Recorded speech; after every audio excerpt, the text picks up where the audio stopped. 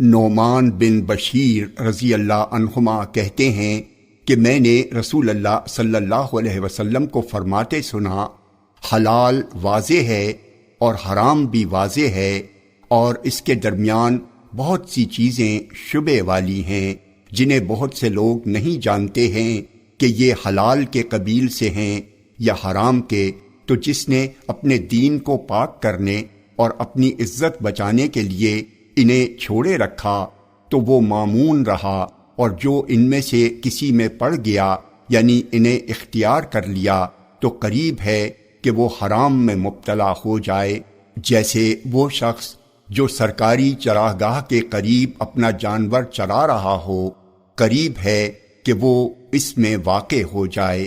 جان لو کہ ہر بادشاہ کی ایک چراگاہ ہوتی ہے، اور اللہ کی چراگاہ اس کی حرام کردہ چیزیں ہیں۔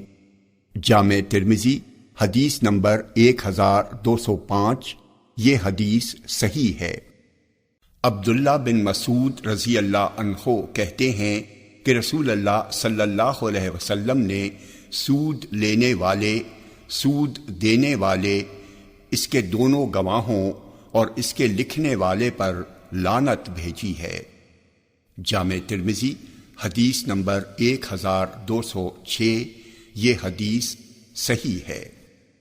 انس رضی اللہ عنہ سے روایت ہے کہ نبی اکرم صلی اللہ علیہ وسلم نے کبیرہ گناہوں سے متعلق فرمایا، اللہ کے ساتھ شرک کرنا، والدین کی نافرمانی کرنا، کسی کو ناحق قتل کرنا اور جھوٹی بات کہنا کبائر میں سے ہیں۔